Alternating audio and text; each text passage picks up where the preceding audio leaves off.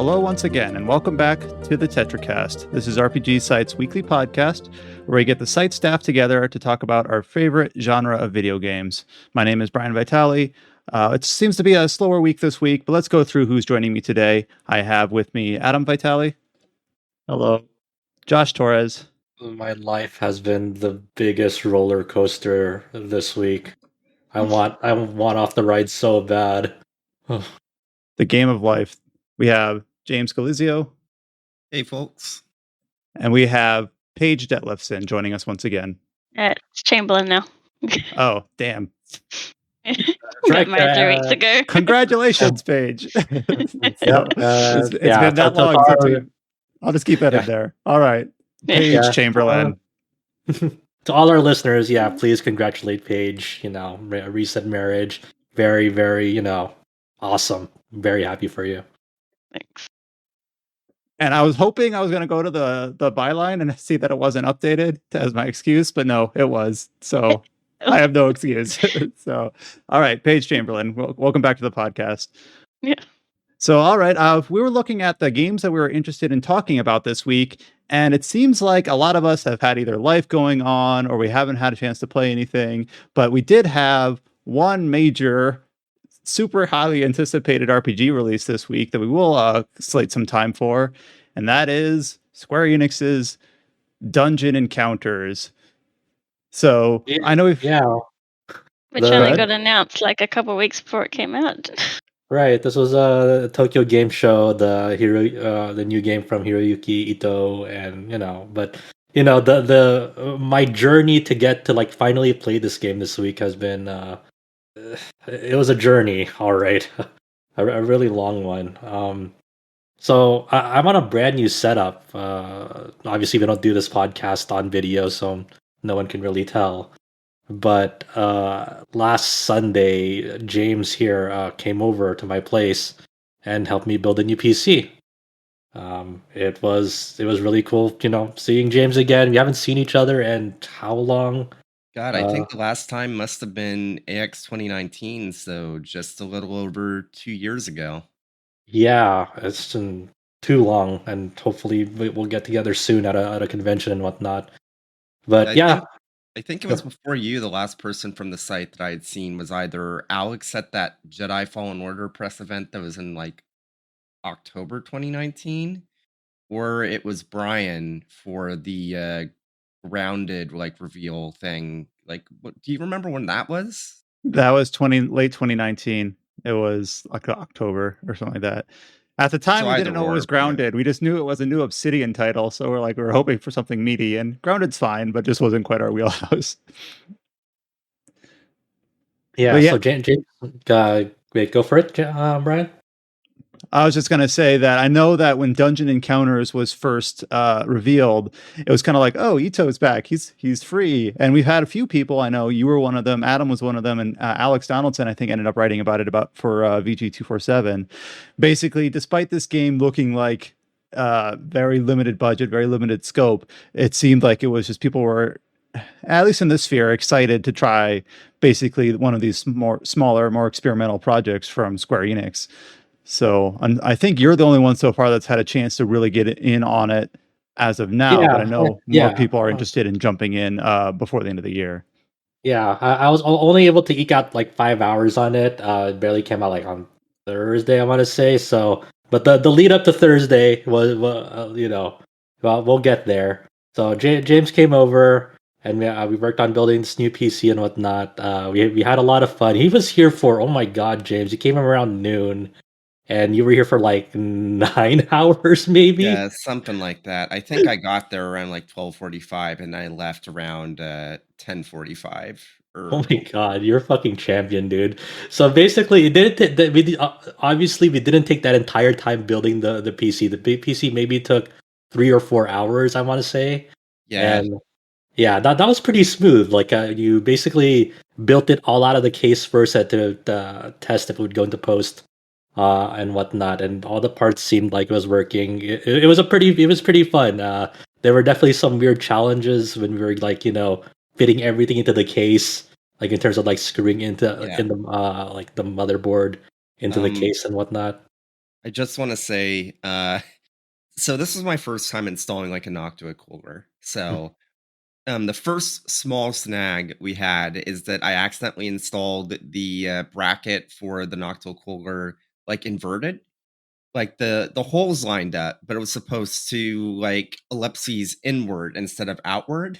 Yeah, So I had it looks like these brackets look like horseshoes almost, surrounding the CPU socket. So and you have to like line them up a certain way so like the cooler itself will like fit in correctly. And that was one of those things like I've never seen one of these. People just recommended it to me, and then James was like, "Don't worry, I got it." It all worked out fine. You did a really fantastic job. Thankfully, it was just one of those things. It's like, oh, okay, it's a really easy fix. yeah. When we found out it didn't fit in correctly at first. Yeah, the one thing that honestly was the hardest part as far as I'm concerned was getting the auxiliary CPU power into the motherboard once the actual like motherboard was mounted in the case, specifically because of the air cooler being like I had like what, maybe an inch and a half of clearance, if that. My God, dude, I don't know how you did it. Still, I was looking at it, I'm like, oh my God, man, no way Yeah, I could have done this. yeah, No that way. was. I'm pretty confident saying that was the hardest maneuver I've ever had to do with a PC building ever. Yeah. And other than that, it was pretty smooth for the most part. I'd say there's not really anything in the PC building process aside from those like two things. I remember that you also had to since I got this Lian mesh cooler with it that had by default three fans on the front, and then you decided to move one of the fans to the back for cooling in the rear. But then you realize later that like, oh, it's spinning the wrong way. It's like intaking air instead of like expelling air. So other than that, like I think everything went fine if I You remember know, correctly. yeah, the funny thing is, I actually double checked the Gamers Nexus review for that case later, and it's like, oh, the cooling performance isn't meaningfully different if you leave it all in the front or you move one to the back. And it's like, oh, I did Huh. all that for nothing. Hmm. I'm that's surprising to me because I would think that would like it would be better if like you had at least one fan in the back, but that's interesting. I think the biggest surprise for me, and the biggest scare for us, uh, this is by the first time I've ever seen M.2 solid state drives in person, and like I didn't realize how tiny the screws were for those things, and I was like, and we lost one of those screws momentarily. Oh shit. Um, yeah, these things are microscopic in person. I'm like, you got to be kidding me. Luckily, we were able to find it, but man, it took like maybe a good like 2 to 3 minutes of like fidgeting around. Like, all right, where did this thing go? So that was a scare still. But Yeah. overall, yeah, I mean, I'm really happy with the way it came out. There's an acceptable amount of RGB on it. It's not too crazy. Um, and yeah, James was a champ, just like staying with me, even like getting like my new like like home office setup like in place, not just the PC and whatnot. And that was like the other bulk of time after we had dinner. We went to like phase two of this whole thing and like getting like my monitors mounted, the monitor arms set up. Because those Like are all if new too, right? yeah, I got a new keyboard, new headphones, um, and like yeah, and I was just kind of moving things around to like where it would make sense for me to um get things in place and get them comfortably and effectively, and like while making sure like the cables aren't a nightmare. And like the cables, it's a lot of cables, and James knows firsthand how my cable situation is at the moment. But it's okay. It's all right. It all works. It's not as much of a nightmare as it once was, but it's still it's still a lot of cables. He, especially, I think a lot of the uh, cable nightmares that I have is since I have an Ethernet switch, I have like long Cat 8 cables to hook up my consoles into that Ethernet switch. So that's like feeding into like an already crazy situation. I also got a second UPS as well, because there are power outages sometimes here. So I'm overall just very, very thankful that James took uh, basically all of his Sunday to come over here and help me out with all of this. Like, very eternally thankful and grateful. And once you were all set up, the first game you played was James was like, I joked with James, I think last week, and I was like, well, I bet you the first thing he's gonna run in here is gonna, when I'm not looking, he's gonna just have FF14 magically running on it all of a sudden. And sure enough, he did. Like, as we were eating dinner, we had some Hungry Howie's pizza for dinner, and he pulls out this USB stick, and I'm like, what's that? He's like, I was thinking about our conversation last week. I'm like, oh no. All right, James. So what was on that USB stick?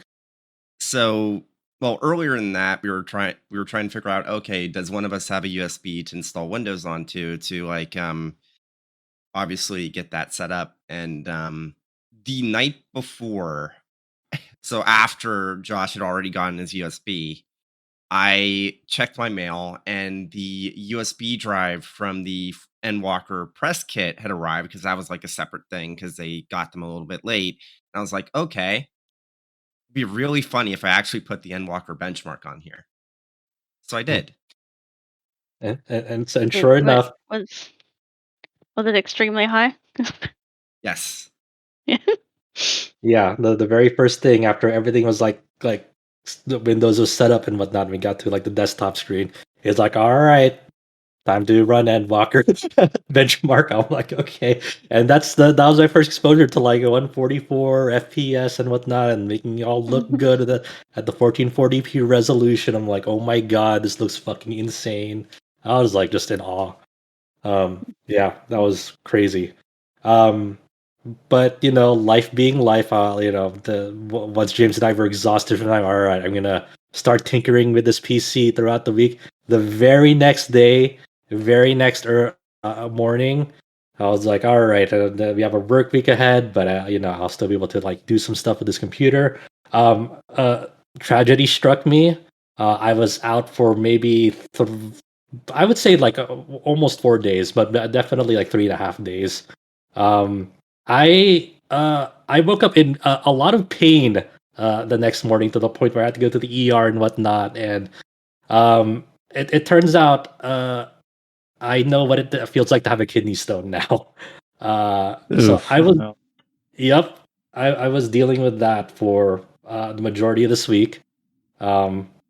Thankfully, I've made it out on the other side of being alive, and not everything has been like, I'm not completely past it yet, but I've the pain has now subsided for the most part, which is the important part. It was let me just say that kidney stone pain is some of the worst pain you'll ever have in your life. Um, it is one of those things where it's so painful that it will keep you up at night because of the pain. Like, within 48 hours, I had 48 hours of like almost no sleep. I had like maybe 2.5 hours of sleep in 48 hours because I couldn't sleep at all because of the pain. And it was just like it was one of those things that like you couldn't do anything because like it was just so painful. Excuse me, I'm gonna go get a gallon of water. I'll be right back. Yeah, pretty much. Like, yeah, make sure to even though I'm like an avid water drinker too. Like, I don't know what happened. So anyway, yeah. That aside, by just Friday, yeah, Friday was like the first day like I was able to like operate normally. So that was the first day I got to really sit down and play dungeon encounters. So, so after basically a full week, yeah, I was like, oh, I can like focus on something again without like dealing with pain. Holy crap. Yeah. Dungeon encounters. This is an interesting game. I think I'm starting to get addicted to it now that I've like learned like the way its systems work with each other. Just as the Tokyo Game Show trailer showed, it is a very simplistic game on the presentation side. It is literally if people have watched the trailer, you'll know what it looks like. But for the people who don't know, imagine like grid paper, except or graph paper, and then like in each of that grid, like that's basically like the game's interface is like just a series of like these grids. You're traveling down them in very linear pathways, like dungeon floors. Like, and then imagine that graph paper having like a textured like background, like a rocky like dungeon background or something, and like that's basically what it looks like. And your game character, you choose it like like a dungeon RPG. Like you boot up the game and you have this roster where you can choose a party of 4, and then at the very beginning, your options is very your roster is very limited because you can only recruit like level 1 people, and like these level 1 people like have a basic backstory to them, and like just their initial equipment. Like, well, one can be like have a broadsword and have some armor on them, like a recruiter cap and recruiter armor, and while another one might have like a magic spell on them and like a hatchet, and but there's not like defined classes where like I'm the mage class, I'm the warrior class. Like it's just adventurers that you can outfit in any way, and like if you want someone to be like your mage, you can like just buy them spells and whatnot. They're not confined to like I'm the wizard, I can only use spells and whatnot. So as you boot up the game, you're in this quote unquote town hub, but it's very much still like retaining that graph paper aesthetic to it, and all you really see is those grids that you traverse down and like numbers on tiles that are in white, and say like the number 3 tile, it'll say 03 in white, and then you'll know, oh, okay, this is where I go to. There's a healing fountain. This is where I go to heal my people. Or the number 4 tile. This is the resurrection shrine if anyone is down in my party. And then there'll be other numbers like 7 and 8, and then these are like different shops where I can. But you don't know buy. what it is until you land on it, or what? Yeah, you just like walk to it, and then you go over it, and then it'll say resurrection shrine and whatnot. But the numbers are always consistent. So say like number 3 is like the healing fountain. Like if you see that number, that white number 3 on a dungeon floor, that'll always be the healing fountain. Oh, It's that's not like yeah, the numbers aren't randomized. So like so at a glance, if you know what the numbers are already, you'll know what it is. So if you see it up in the distance in like in a dungeon floor. Um, so the same holds true for like these shops, like different shops that are different merchants that sell spells, equipment, weapons, armor, accessories, etc. it's just that I'm still stuck on the fact that they're so I haven't played this game yet, Mhm. but to me, having them enumerated by numbers from a distance seems like that would make sense if it was randomized. You're like, oh, there's a point of interest here. I want to see what it is. If it's like a number 3 is always a healing shop or whatever, or number 7 is always a magic shop or whatever it is, like why not just like designate it with an icon or something instead rather than just an arbitrary number? It just seems kind of weird to me. Yeah, it's an interesting design decision, but I think they're really going for like a tight design aesthetic because they really want to focus on like their efforts on something else, like maybe just solely on like tightening up, like how battles feel, or like something about the battles, or something about Yeah, obviously. it's like truly distilled down to like we're not gonna gussy this up with more artwork than is necessary, more design than is necessary. Yeah, If we're gonna have however many different sorts of key locations on a map, we're just gonna number them. Like yeah, that's kind of it's like necessary and sufficient. That's like we're gonna call that good and focus on yeah. something It's funny. else. Yeah, I imagine it's one of those things when they were like, obviously this looks like a game that's like had a very tight budget, but they use that budget very like. Efficiently. Yeah, exactly, very efficiently. So it's one of those things like, well, we could like commission like an art asset for like a healing fountain, but if we do that, then we can only have we have to cut like this many amount of enemies in the game or whatnot, because the time and resources. So it's like a lot of trade offs. Um, I'm imagining like one artist saying like, I don't want to make a healing shrine icon, so I'm just gonna put in the number 4 and call it good.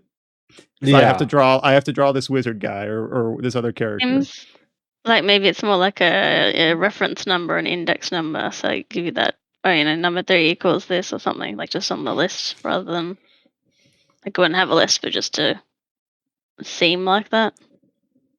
Oh, Yeah, and almost fits like the graph paper aesthetic, where it's just like all enumerated and all like an appendix of some sort. Yeah. Like, I'll tell you about this in just a little bit, but like I already had to last night I already wish I had graph paper for a certain part in a dungeon. I actually like drew like squares on like paper with a marker and like wrote down numbers. So so as you're you can get out of this town by like going to like the south like eastern part of it, and then like it'll say like a number 1, and then a white number 1 on a tile means you're always descending down, meaning progression. A white number 2 would mean you're going up a floor trying to get out of like the dungeon. So you're always trying to look for the white number 1 in a dungeon floor to progress if you want to progress.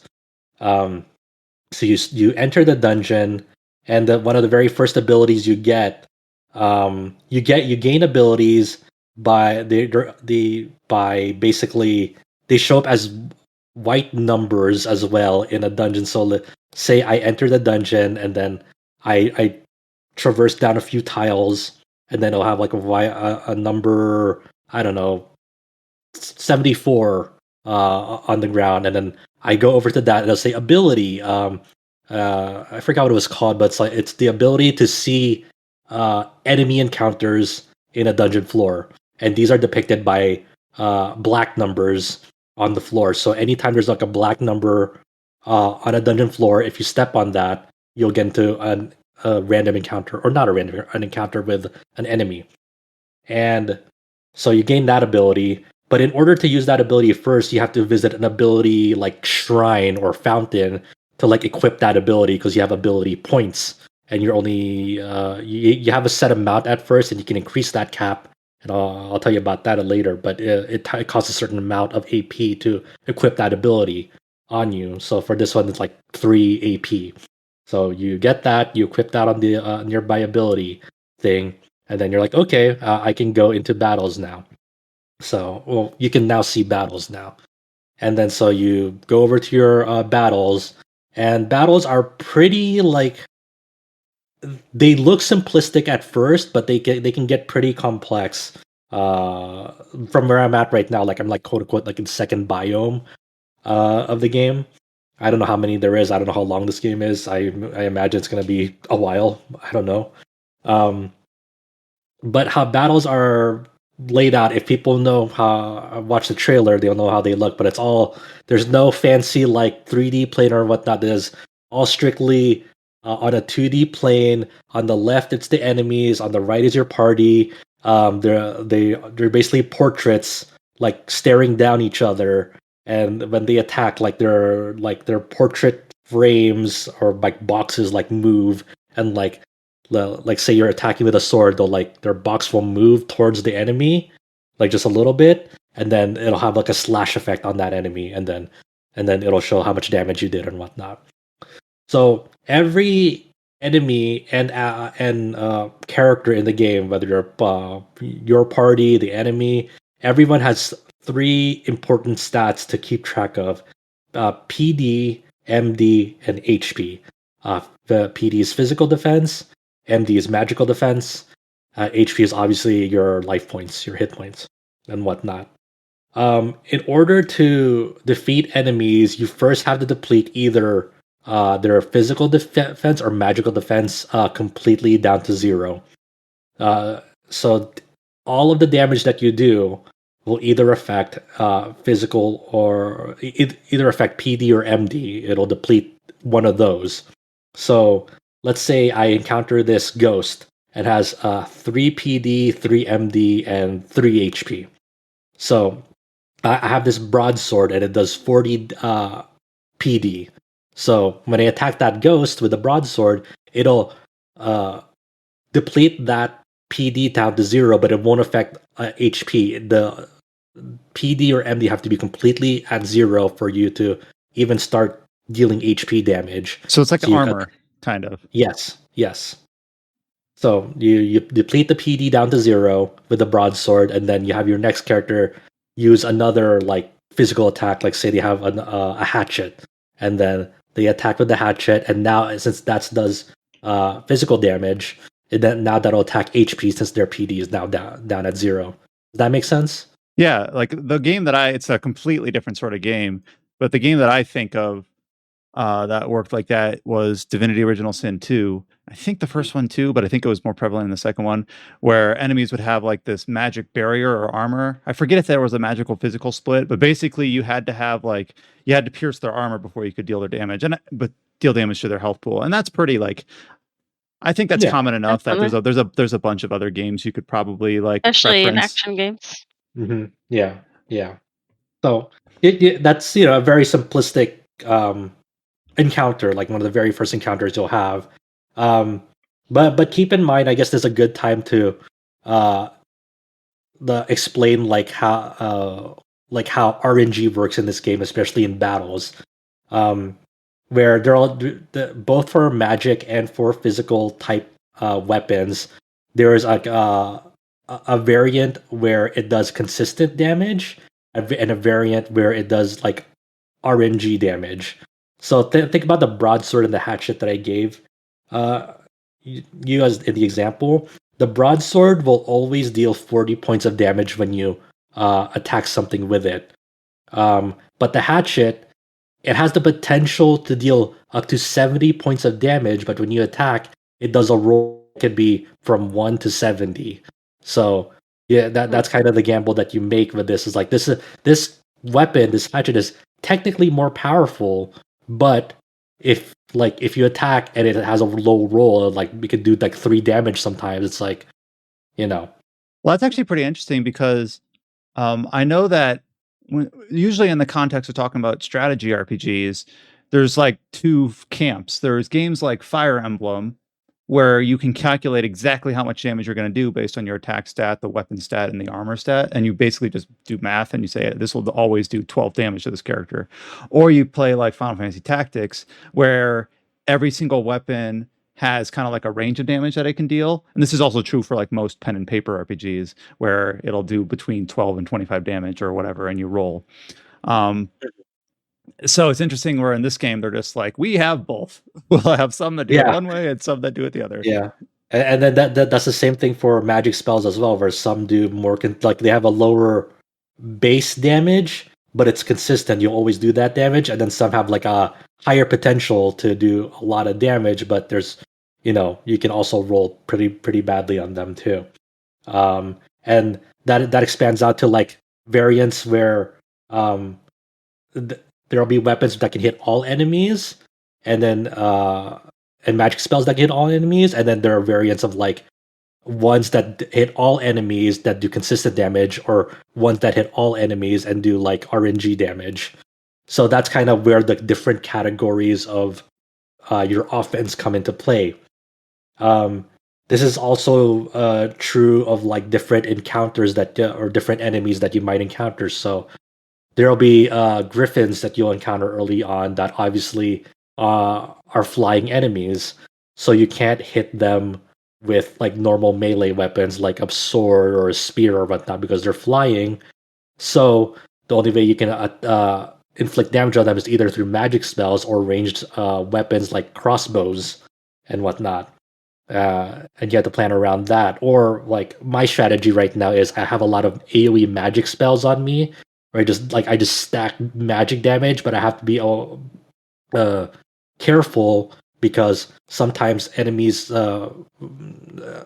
might come with wizards, and wizards, when they get attacked with magic, they reflect it back at you, and that'll do a lot of damage to me if I'm not careful. I'm like not identifying that there's a wizard among them first before I attack and whatnot.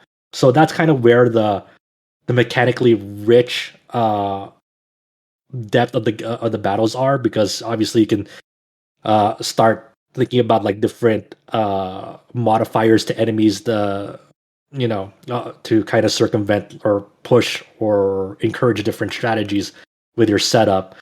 So some enemies might be immune to physical, some might just be out of reach, some might be reflecting magic, some might be very, very like some enemies might have like very low HP, like 1 HP, but they have like a lot of like a certain type of like PD or MD that you have to like go through because they might have like a lot of like magical defense that you have to wade through because they might not take a lot of damage on like the on PD and whatnot. And I assume Like, there's there's some enemies that have much more of one type of armor than the other. Yeah, yes, exactly.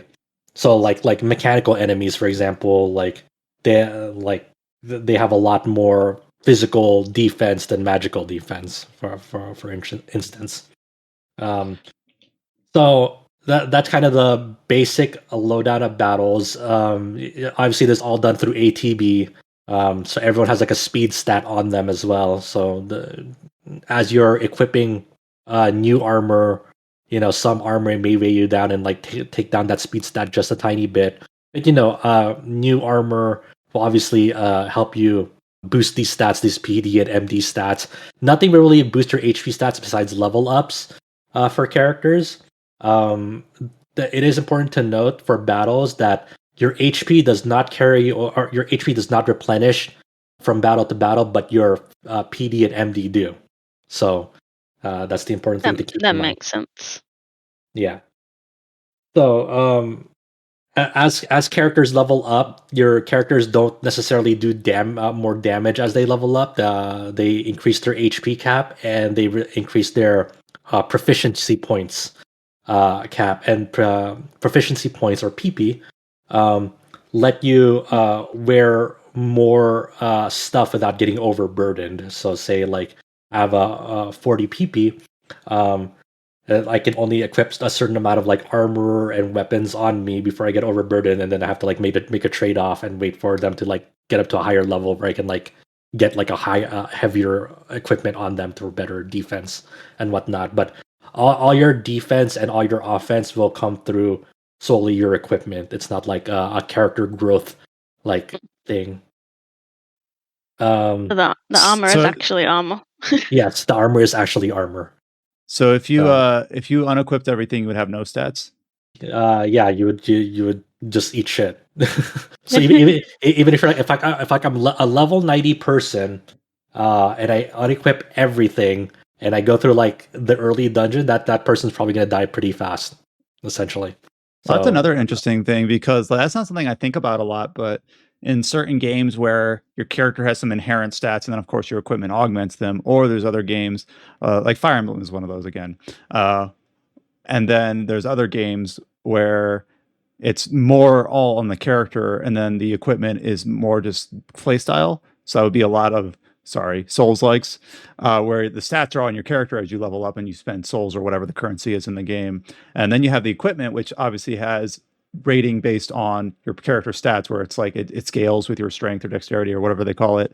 But then there's this game where it's tilted the other way, where your character doesn't have many inherent stats and it's all based on how you gear them out. So it's interesting to see different games play with that in terms of the design of their encounters, the how much equipment you have to shuffle between, the fact that you have the proficiency points that determine like how the boundaries that you have to work within in terms of what you're allowed to equip. That reminds me that you also mentioned that there was like a cap based on what abilities you could equip. Was that like a different meter? Like you have proficiency points for gear and something else for abilities, or was it the same thing? Proficiency points and ability points are two different things. Ability points don't affect your characters at all. That's a whole separate like player, like that's more for the player themselves, not necessarily any of your characters and whatnot. So like as you're charting out dungeons and whatnot, every space you fill is kind of like filled up. So everything is transparent as first, but then as you walk over them, it'll get filled up, and then as you fill out your map, you're awarded ability points, and you're expanding your ability point cap. So like I think every 1,000 tiles you traverse, you'll gain 1. But if you fill out an entire dungeon floor's map, you'll gain 3. So that's how they incentivize you to explore, because obviously like you'll want to keep up to date on those abilities. And some of those abilities are very useful. Like I found one where it makes all my characters immune to poison, so I don't have to worry about that status ailment anymore. Or some of the abilities help you like kind of teleport up and down dungeon floors way more easily instead of trying to find the exit to them to go up or down. All you have to do is like stand on a tile that would be on the next floor or the floor below you, and you can traverse them, like teleport to them immediately. And then that's kind of like the where the abilities how the abilities manifest. I haven't seen like a lot of them yet, but there are already some useful ones that like I'm like okay. There's an interesting one that I picked up that's still early on that like it greatly increases the strength of a party member if they're working solo, if they're only fighting alone. Like obviously I don't need that right now because I have a full party, but that's like maybe something I want to do later. I'm on my second playthrough right now because my first one went badly, where I got overconfident with my initial party, and they got wiped. Two of them got petrified, and two of them got KO'd. So on a party wipe in this game, um, you are sent back to like the town hub, and you have to pick a new party based on like the available roster that they gave you at the beginning. So I had to like start a new party with like these three people that are level 1 and whatnot.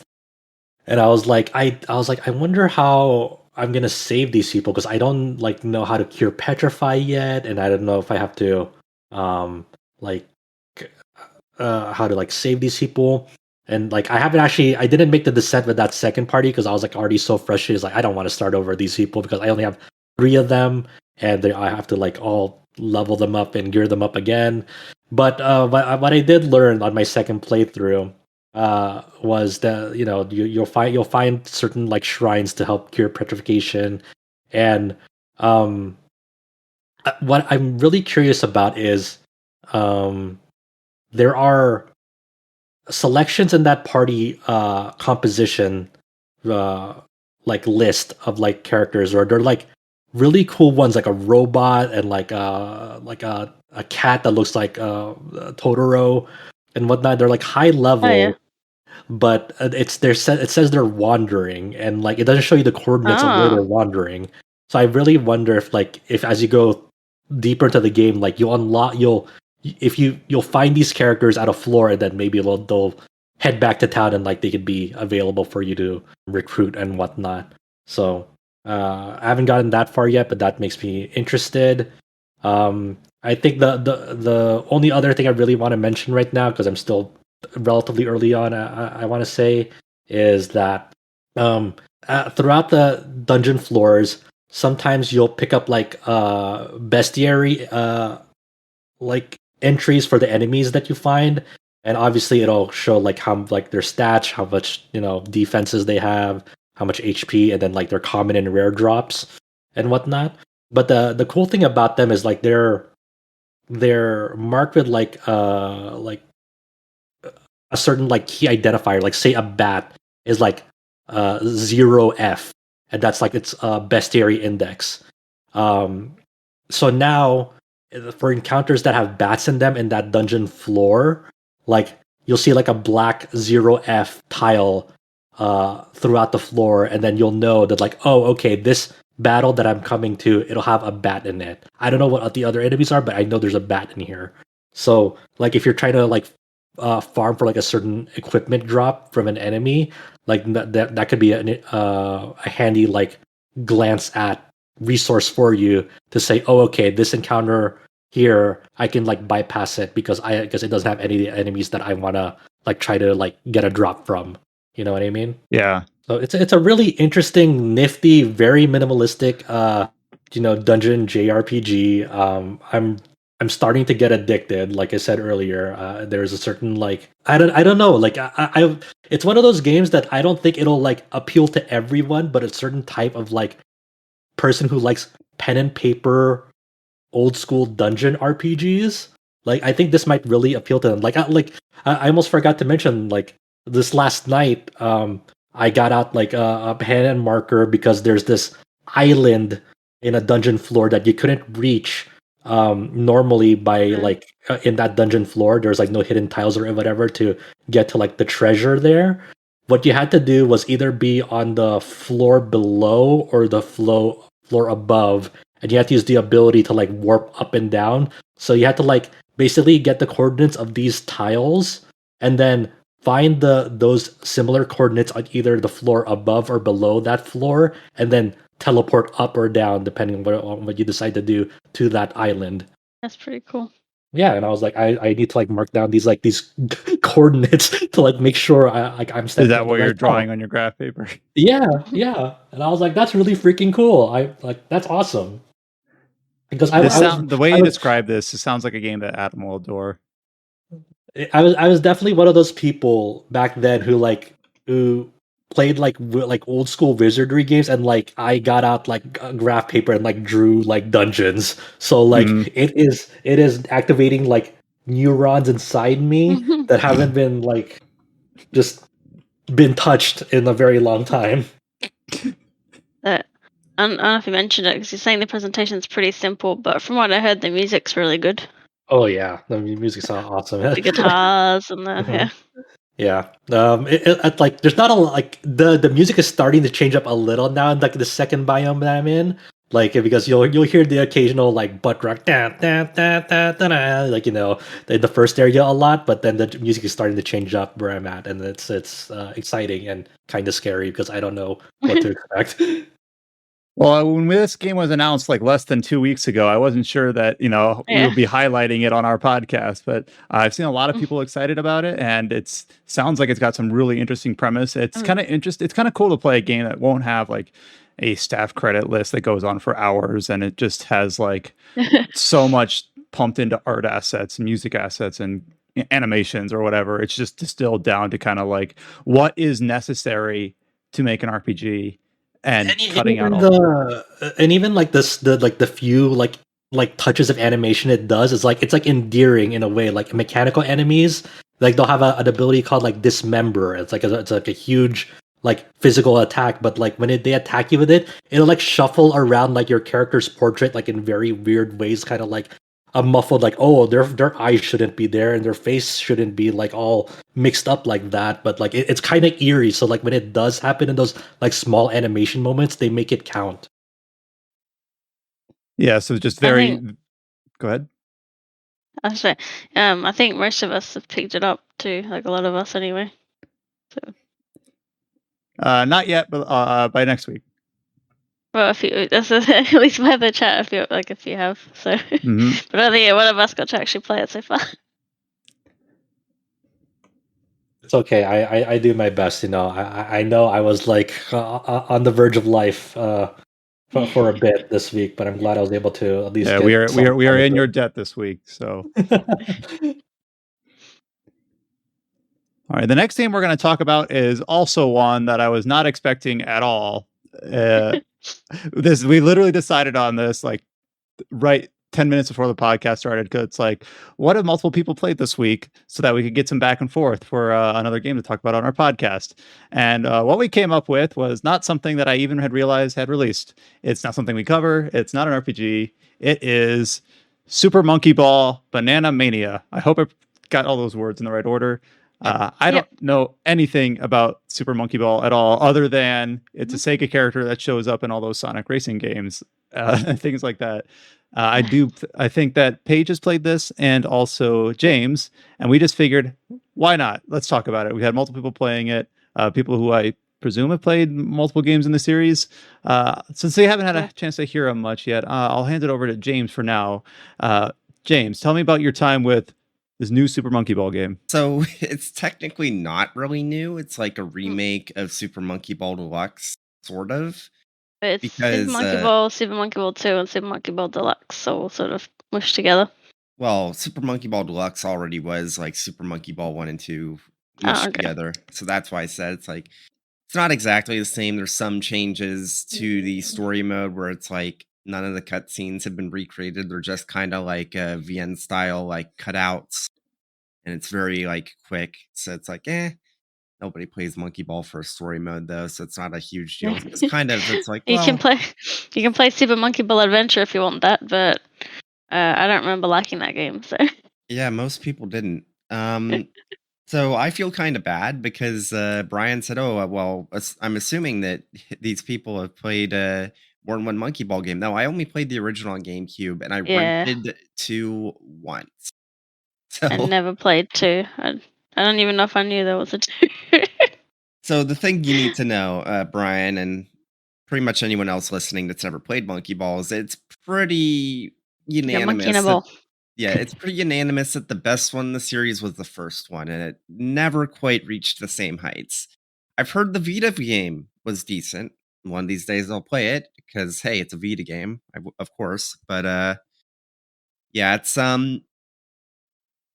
overall I'd say the conversion is pretty good. Obviously, you go from proprietary Sega engine to Unity. There's going to be some physics quirks. Mm. The PC version, you can fix some of it, because like one of the biggest issues people have is that the console versions and the PC version by default even uses a circular gate for the analog dead zones, whereas the original GameCube games used a square dead zone. So it makes things feel very different in the way that you kind of lock into different directions.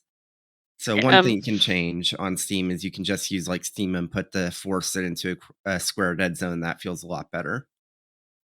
so I don't even need to explain it, but yeah, monkey ball gameplay is basically you're actually moving the stage with your stick, and you're just trying to guide them to the goal, basically, and the stages get really wacky.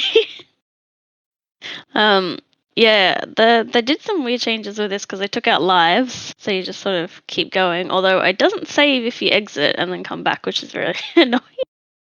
Uh, and there was like bonus stages in, I guess, deluxe maybe, and they were, so you'd get them, not the bonus, like different stages. You would get them if you'd gone that far without dying. But now they just make you do it. So then you've got these harder stages sandwiched in the regular ones that you have to do to keep going. But there are heaps of accessibility options, and you can skip if you want. So Yeah, I think like my one kind of major complaint with it is like overall, it's a pretty decent like remake remaster of Deluxe. There's the issue with the square gate, which you can fix. There's another kind of sort of issue where in the original game, if you very lightly kind of press left or right on the analog stick, you would strafe, and you wouldn't worry about the camera moving. That's not the mm, case here. If you want to strafe, you need to kind of hold down on the camera, which is something you can control this time. In the previous games, you didn't have access to like actual like camera controls. But now, if you want to strafe, you kind of have to like hold down on the camera and then you can strafe, which is kind of a pain in the butt, especially for certain stages where you have like the thinnest like walkway imaginable and you need to be perfectly straight at the perfect angle in order to maintain your momentum and not fall off. Like there's a stage like in the 20s, I think, in the original Monkey Ball that's pretty infamous for that. And it's like, oh man, much harder now since the controls are just a little bit more finicky. Again, you can fix it on PC a little bit, but it's just yeah. Why do you think they um, changed a key part of the controls for the remake? I don't think it was something they actively did because again, they changed the engine. Oh, okay, so it just kind of fell out of that. yeah. Yeah. And just to be clear, like the controls are pretty damn close. Like, and if you've never played the original before, you won't even notice the differences. And it, at least on PC, again with the Squaregate stuff, it works. I definitely have seen people that have complained about the console version since you can't change the gating for the analog dead zone, and that might be a problem. But it's also like I'm not sure if it's still on sale at Game Boy because that's where I got my copy on PC. But at any rate, I got it for like $22, so Thing. pretty cheap. Meanwhile, I But spent the extra like 15 AU to get the classic songs and the classic skins, which is annoying because, like, yeah, in the mini games, you can't, you can only play as original cast and their skins don't apply. So it's like, what's even the point of having skins? You can only use them in the main mode, but that's another thing. Yeah, so the mini games I haven't even touched because I just Yeah. knew that they weren't going to be the same. The one that everyone's talking about I is yeah. Monkey Target, which They I if you've never played Monkey Ball, like the way it worked in the original is that you kind of had to do like the Super Mario World, like bobbing up and down to maintain momentum and go as yeah. far as you could. That's not how it works now. It's basically just maintain the perfect like angle and then don't move at all. Yeah, It's completely different, I and it's I like, had to look up, like, I'm like, "Did I forget how to play the game?" I can't. I literally can't play it at all. Yeah, and people saying it's that like doing showing videos on how to tell people how to play it, and you basically got to find the right speed and then wiggle like move your stick at the tiniest, especially on the Switch because the joysticks are super finicky. Just try to keep it at that like really perfect thing, but I can't even get close to the landing spots at all. It drives me nuts. yeah, Um, that's the main one that they screwed up, and I think that's most people's favorite.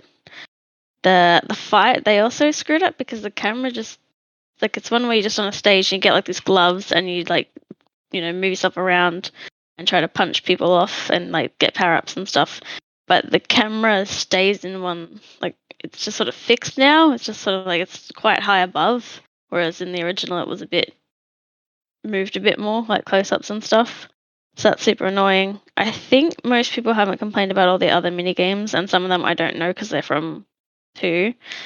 I did get annoyed at I was playing pool.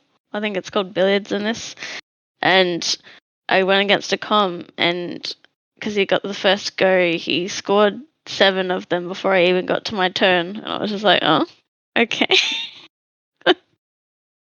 I'm pretty sure I just had it on normal too. But yeah, I'm pretty disappointed with the monkey target, especially and since I have the original, like that's if I'm just gonna have friends for it. That's what I'm just gonna use the original. I think another thing that's really minor because the multiplayer in terms of the main campaign was just wait when it's your turn, then like that person gets to play. But so they took that out, which was annoying. But it's basically wasn't really past the controller because you still have your separate playable character. So if you died, then that person would get to go through the levels, and you sort of it's a good way to have a break between you dying and then that person gets to go and have their turn and try to get through these levels. So it's annoying that they took that out too. I think generally it's a good package, but they've taken for me as a fan of the original, they've taken out a lot of things I like. Some of the things are really annoying, like to most people, like the credit sequence you had to go through every time you died. That's pretty long and annoying. yeah. It's like there's a lot of like little things like that I miss. Uh, and yeah, they screwed up the best mini game. And the mini games to me are like my favorite part of it, really. It's interesting to But hear you yeah, two talk about this because it's always like how one of you talked about how the controls are different from the original game, and then the other talking about how the mini games feel different from the original game. It's like I do wonder how someone new to the series would just be. I guess James touched on this. They would just be ignorant to anything that was shifted based on the engine change, and would they have almost a better experience? Ignorance is bliss sort of thing, where they're like, I don't know how it was, and what's presented now seems fine to me. yeah, like it's not bad. It's just there's all these little things that kind of add up over time. Like, here's something. In the original game, whenever you cleared a stage, you would in the animation of you shooting off up into the sky, you actually can see the outline of the next stage above you as you're shooting up to it. And You don't have sometimes you that hit your here. head on it. Yeah. This time you don't have it, which it's such a tiny thing, but it's like, Yeah. man. And like you said, like I understand why they got rid of lives. I feel like they should have had an option Yeah. to play with lives and actually have the whole okay, let's see how far you can get. And it's like it's obviously an arcade style game. Yeah. And I don't understand why there wasn't at least the option. Yeah. But yeah, for a new person, it's still like generally pretty solid. But just as someone who's played the original, what I like the most about it is not right. It's wrong. So I can just stick with that. But it is good because I never had Super Monkey Ball 2, so it's good to be able to play those stages, even though I'm not very good at the main part of the game. Any other final thoughts on this remake for Super Monkey Ball Deluxe? Why didn't they do this before earlier? Because they did a remake of the Wii game, which is considered the worst in the series, before they did it. Wait, Maybe when did we'll that get a remake come out? It came A out couple in years. 2018, I want to say 2018, 2019, something like that. I know that you can buy a dual pack of that, and I want to say it's either Team Sonic Racing or Yeah, I think Sonic so. Forces, one of the two. Yeah. Yeah.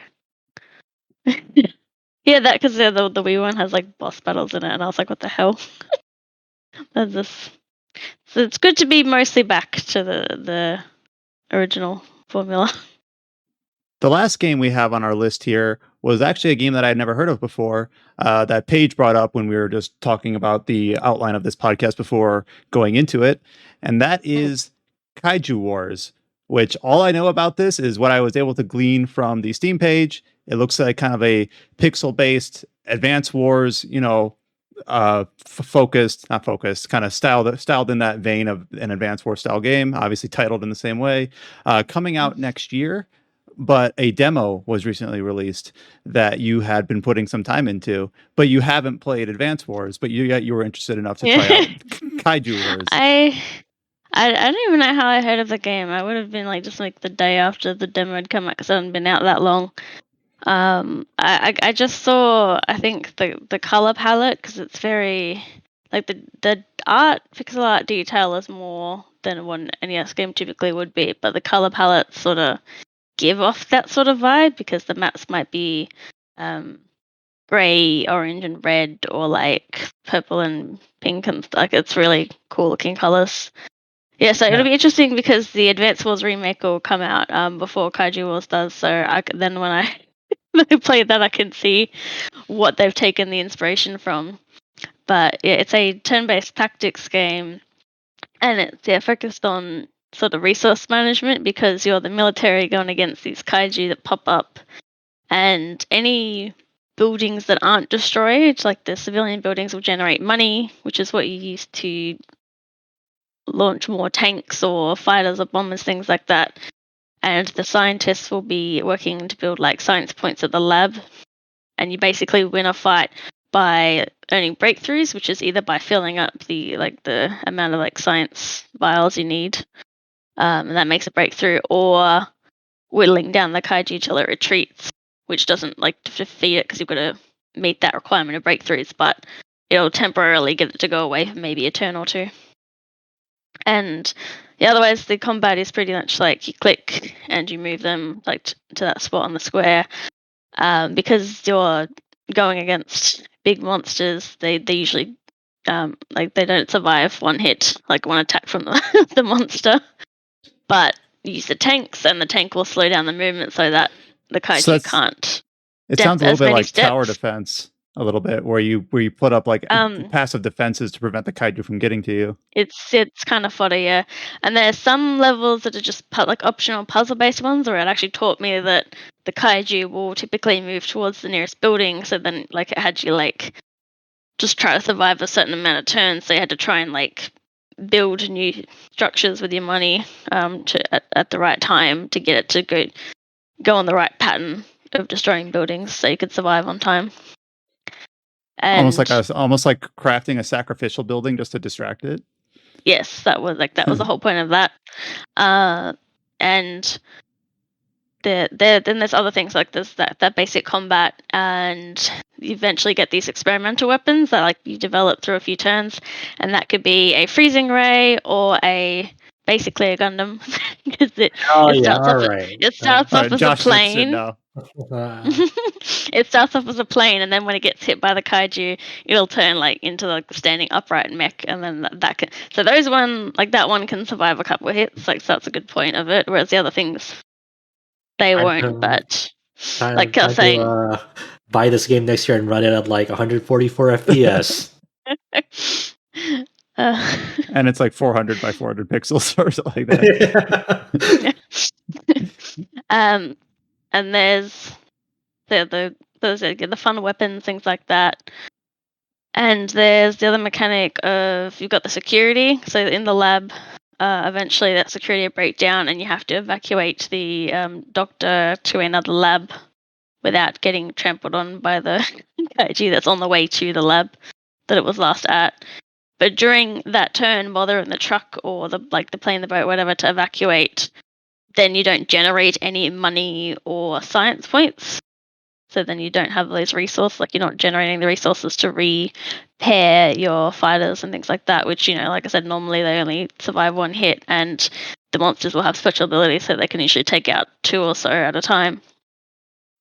And then the mechanics start developing further in the demo.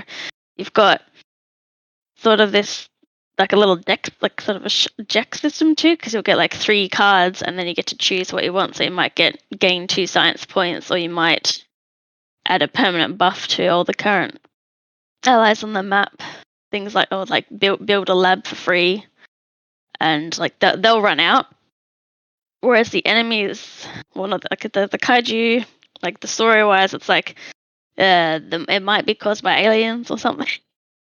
It's basically you're the mayor of this floating city in the sky, and you have a very enthusiastic but not that smart army guy, and the scientist is basically your team. I feel like that's always the case, right? There's always a 50-50 Yeah. chance the kaijus the kaiju is either aliens or it's some ancient creature that has been here since the beginning of the earth and it's now really pissed off. So the enemies also sort of have this card shuffle system, but when they run out, then they'll add 8 health to the kaiju and it'll reshuffle. Whereas when you run out of your cards, that's just it. But you don't have to use the cards every turn, which is something they have the weekly challenge maps, and that's something I should have done, one of the challenge maps. So it's really fun. Are you gonna pick this up when it comes out? Definitely. I actually didn't finish the demo because I realized there was a page, the last battle I hadn't done. But I got to play the battle where there was 2 kaijus, and that was fun trying to keep them away from everything. It's really fun. Yeah, I'm really glad that you brought this to our attention. I'm kind of keeping an eye on it now. It's really cool, and there's so far the kaiju. There's a King Kong looking one. There's an opossum looking one, and there's this moth one. So big flaming moth. So you gotta you ground guys can't attack it until eventually it'll get knocked down, and they'll just sort of burrow on the ground. So then your ground unit's gonna attack it. And yeah, that's little there's also crises that might come up. So the level that the moth sort of one comes up is on a volcano. So every 4 turns, 4 squares on the map would go on fire, which meant your units can't pass through it. But you can sacrifice the unit, and then that'll put out the fire. And it's basically just sort of managing the sacrifices, because repairing one of the units is $1. But if you're not generating any more income than that, because all the civilian buildings are gone, then that's a problem, because you don't have any more taxes to collect. So I don't know. That kind of vaguely reminds you of Into the Breach, where you had to protect cities to keep your power grid going. Pretty much, because if you had building sabotage, it would cut into your resources as well. So yeah, you were incentivized to, I guess, protect the civilians. So yeah, I don't they usually they eventually go away, but you want to keep them around for as much as you can to try and they survive. But the kaijus are really strong. They've got massive chunks of health, and then they'll have their special abilities too, where they might regenerate health every few turns or something, or be able to insta kill somebody that's behind them without having to actually use their move up. So typically, the science breakthroughs are better, but you can a couple of times I have whittled them down enough to get the kaiju to piss off for a couple rounds to give me a break, and so it's good to balance both of those. And yeah, I haven't played Advanced Wars, so I don't know how much Advanced Wars, if that focuses much on the resource management, because yeah, this is. Well, you get genres confused because it's just a turn-based tactic, not really an SRPG. But I'm used to those grid-based, turn-based games being that. But it's very interesting, just the resource management, and then sort of the puzzle of trying to get the kaiju to go a specific direction so that it does not trample on the lab that I'm still trying to build the Gundam at. And it's really fun. It sounds a little bit more like Advance Wars. It's been so long. I played the original game on GBA, and I do know you have like it's a little bit RTS like, where you have the buildings that generate the units that you keep building, but I don't remember exactly how much resource management played into it. This sounds like it's a bit more involved, though I am reaching back like 2 decades to remember Yeah. how it actually worked. There is also medals you get. So if you beat it on hard, you get a medal. Or if you beat it within a certain amount of turns, you get a medal. And then, so there's about 3 you can get per level. And then you can spend those to put like permanent like stat increases on your ace unit. So like you've got your normal tank, but you've also got your ace tank or your ace AA. Things Oh, like so. Then interesting. Okay, yeah. so So there's a reason. So if you're struggling, then you like go back and try to beat the earlier stages in less turns or on the harder difficulty to buff up one of your unit, some of your special units. So those are permanent buffs that persist across maps. Yeah. So that Yeah. I actually kind of like that. It kind of gives you some long-term progression in that way, Yeah. and a reason to go for those challenges and revisit the earlier maps. It's super fun, and I don't know how I heard of it. I think I was just interested just by the visuals because like the colors of it. But I really like it, Yeah, and and I'm having fun trying to figure like I had to get to the point where I've had to skip the animations because I'm trying to do that one puzzle when I'm trying to figure it out on my own, and it's like so instead of like waiting for it to to slowly walk through, I'm just like skip while I try to figure out what's the best way to sacrifice the buildings. But yeah, it's been neat that we've been able to bring up a few indie games and these sorts of things on the podcast in the last couple of weeks. So this was one we would have totally skipped if you hadn't decided to join us this week. So like Josh said, thanks for bringing it to our attention. It looks like another one of those titles to throw into Q1 next year for an indie project. So let's go ahead and keep that on the list as well. Just gonna say the demo is on Steam, so anyone can try it there. Oh yeah, that's where you played it. So Yeah. on Steam.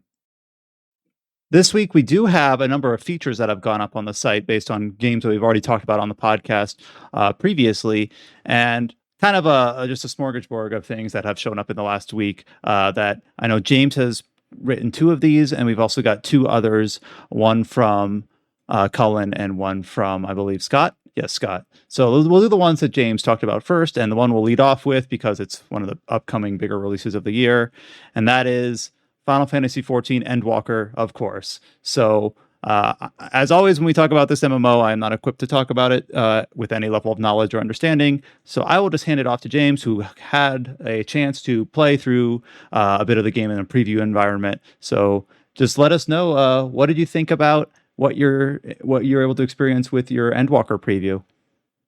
Honestly, I kind of went over everything I wanted to talk about in the preview, specifically because it was a really weird situation to be in. Because obviously, we don't cover 14's nitty gritty stuff nearly as much as a place like Nova Crystallis would, or all these like content creators like Mr. Happy or Zeppo HQ. All those people, like, there are dedicated like outlets, and there are dedicated channels for folks that are directly interested in the nitty gritty stuff of 14. But when I was playing through it, and I've put plenty of time into the MML, but like in the grand scheme of things, it's still kind of like pretty short compared to these other people. So when I was writing up about things, it was kind of awkward because I'm talking about all of these like nitty gritty stuff that, well, let me just put it this way. The very first thing I had to decide when I sat down to write my impressions was, okay, am I going to try and talk about this to people that haven't played 14, or am I going to just abandon any pretense and be like, okay, anyone reading this already knows what an OGCD is. I don't have to explain it, and just go from there. Ultimately, I decided, look, if you're reading about like systemic changes for the latest Final Fantasy 14 expansion, I am going to assume that you know the jargon, and I'm not going to hold back. Yeah, I can't imagine like there's a lot of like brand new FF14 newcomers that are like, I can't wait for the Endwalker previews, and I'm gonna go check those out. I don't know what, like, if there's an audience like that. I would be in your mindset of like anyone who wants to read Endwalker previews. like already knows that they want Endwalker pretty much, and they just kind of they want to satiate their curiosity. Yeah. But on the same token, I can't. Well, first off, I haven't maxed out every single job in the game, so I can't go Oh, over like every single Yeah. like level 90 job change. And yeah, we had You're like like, 8 or so hours to play the game, but the thing is that that's still not that much time to get into the real nitty-gritty changes of every single job in the game. eh, Unless you're like deliberately like, well, first off, like most of my time spent playing the game was in front of a striking dummy, just checking out changes to the jobs that I play and I've maxed out already in Shadowbringers. And that was only testing like 7 jobs plus messing around with Sage and Reaper. There's other people out there like, oh my god, all the stuff that Fanbyte's doing with like, hey, and like friend of the site Natalie obviously is doing stuff for Fanbyte for the 14 coverage there, but it's like they have a whole dedicated team of like, what is it, like 5 people, and like all of them were also in the preview event, and they were like really doubling down, making sure that they can cover everything that you can squeeze out of that preview event. It was just me. I haven't done everything in the game. I've done a lot of the stuff in the game, so I can write impressions, but it's just it was a very interesting experience, like, sitting down playing this, and I could go on and on about stuff that I tried and, like, the minute changes, but honestly, there's no point. If you wanna hear my impressions or you wanna read my impressions, I should say, the article's up. I'm not gonna spend half an hour just talking about the slightest changes to jobs. I, did you enjoy I, it? Yes, yes. Okay, that's the important yeah. part. If you had fun, I, then yeah, go for I, it, cer- Paige. I certainly wouldn't be able to do like a preview thing because I play one class and that's so I wouldn't be able to talk about because that's the major thing. Like everyone's posting like the videos of like, oh, this class change and this class change, and I'm like, I don't care. I'll find out when it happens. I'll go to my hotbar and I'll scream like, what are they You, done? James, you mentioned that you briefly were able to touch the Reaper and Sage, right? The new jobs in Oh Yes. yeah, the Endwalker. new one. Can you give us just like a just very brief, like just initial thoughts on them for people who are interested? Reaper's like, "Hey, I heard you like burst phases, so we put a burst phase in your burst phase so you can burst when you burst." All right. Basically, it has 2 separate bars that you charge up. One that you charge in order to get access to your abilities with the Void Scent power up, and it's kind of juggling those two. It's kind of similar to the white and black mana stuff from Red Mage, but not the same. But generally, you're building up one bar that you spend to build up the second bar, which is then your burst phase. And So are you building up a bar to like summon like your? I think it had like a shadow familiar of some sort. Did it have that? Or summoning a demon, okay, so just so straight you're up a demon. okay, so you're building up a bar to like summon a demon first. You're building up a bar to use, I believe, abilities that reap soul energy, and then you use that energy to summon the demon. Oh, okay. All right. Damn, that's Something edgy. like that. Yeah, it's very edgy, and it's also It's I called can't Reaper. What do you expect? I can't wait to do the job quests for it because in the Oh lore yeah. it's literally Garlean farmers that got sick and tired of their of like famine and like issues with their crops that they're just like, you know what? These scythes aren't just for harvesting Oh crops. shit. Oh my god. And it's great because knowing 14 and like obviously last year I was like talking about how there's like these weirdest connections you get from like disparate content in the MMO, like how I was talking about how since I did the Heaven's Word botany quests, there was an NPC in the Stormblood Alliance raid quest that my character mistakenly recognized because the two of those NPCs were sisters. So knowing Oh. that, the fact that in the lore, Reapers are just literally edgy botanists, knowing that I finished up all the botany quests, there's gonna be a lot of in jokes there, and I'm here for it. I can't wait. How about Sage? How did that go for you? I honestly wasn't able to test it as much as I wanted, mostly because most people, again, were kind of parking their butts right in front of the striking dummies. And obviously, for healer, in order to get a real feel for things, you kind of want to use it in encounter. And I didn't want to use it with trusts, and I didn't want to use it my first time going through the dungeon. So I messed around with the abilities a bit. It seems interesting, but admittedly, I didn't get too much of a chance to deal with it, like Okay. practically. Okay.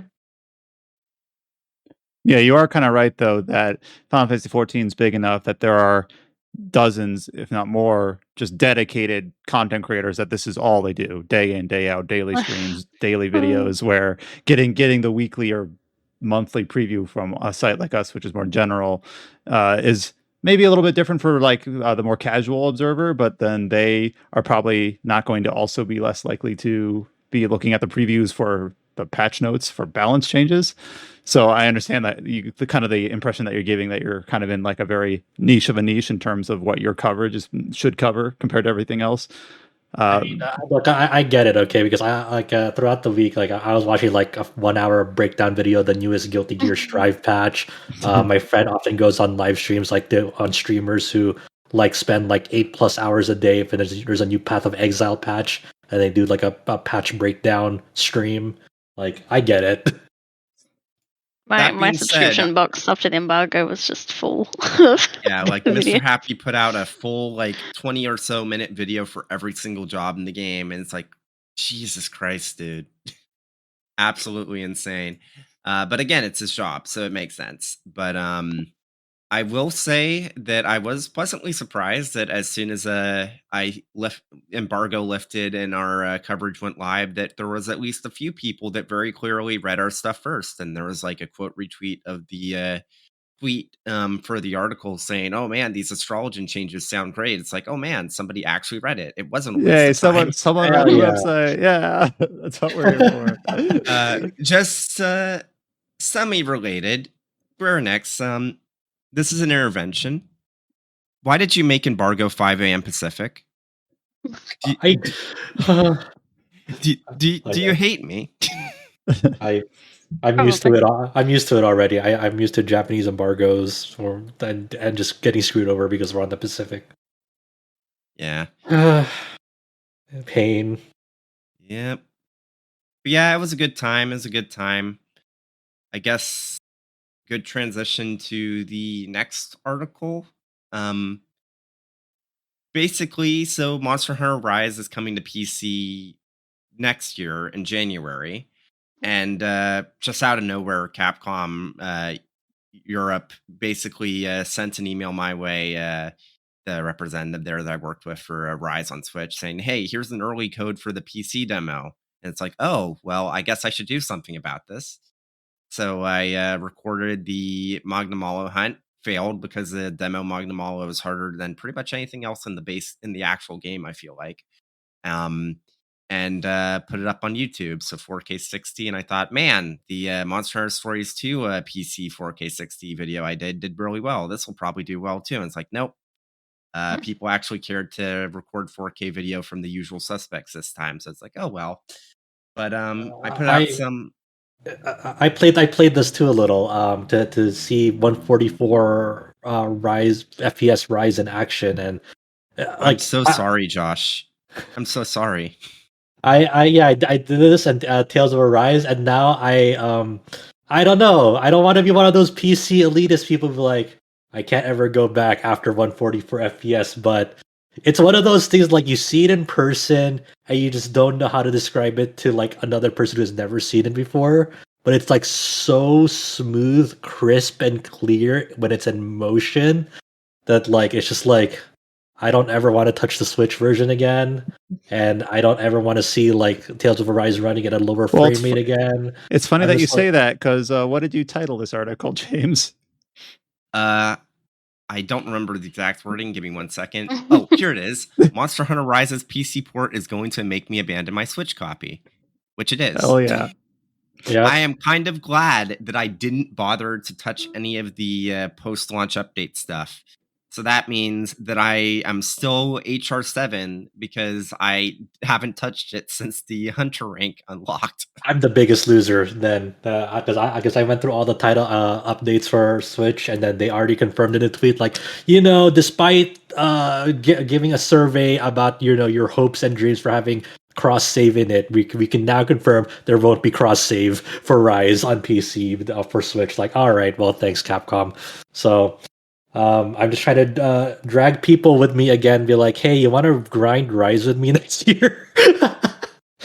Well, at least it's coming out on PC before Sunbreak, so we will have time to catch up. It's coming out 5 days before Elden Ring, so I'm just gonna try to fucking grind it before Elden Ring, because when Elden Ring hits, there's nothing else I'm gonna be playing. Oh, it's fine. We have like what, 4 or 5 months with the base game PC version before Sunbreak. That's plenty true. of time to just like kind of casually catch up. That's true. Two of the other previews that have gone up on the site, actually one is a review, and this is one from Cullen. As has been kind of his genre for the last month, he looked at another port of a Switch game, and in this case, it was Disco Elysium.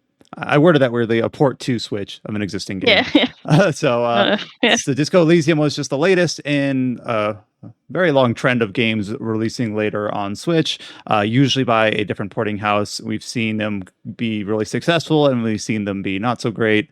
It sounds like Disco Elysium, basically, its brilliance still shines through on Switch, which, knowing Cullen, he was going to get that take anyways, unless he really didn't take to the game itself.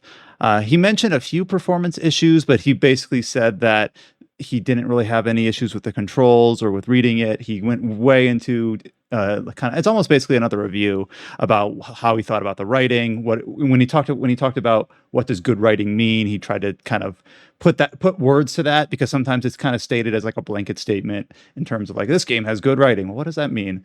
And so we basically have 3 almost reviews up on the site for Disco Elysium, one for the PC release, one for the PlayStation release, and one for the Switch release, that are all in different ways pretty glowing. So if you haven't played it yet, you should make time for it, because it's a great game, and now it's on Switch. You can read Cullen's thoughts on that. It's up on the site.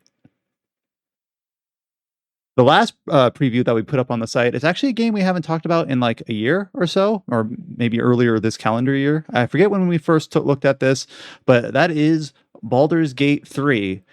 So Baldur's Gate 3 is doing the typical Larian Studios, who's developing it, route of being in early access for an extended period of time before it releases, in 1.0 state, or whatever you want to call it. When it first came to early access, we actually did a YouTube video on it. We did our casual mode series on it. I think we had a former site contributor actually write a preview about it on it. Kyle Campbell wrote that up several months back. But since that point, we haven't really carved out a lot of space for it on the site, because it's just been going through like iterative updates as it's in early access. Oh. And it kind of just depends on like how much effort do you want to put in covering these like almost pre-release but playable version of the game as it gets new content, new classes, things like that.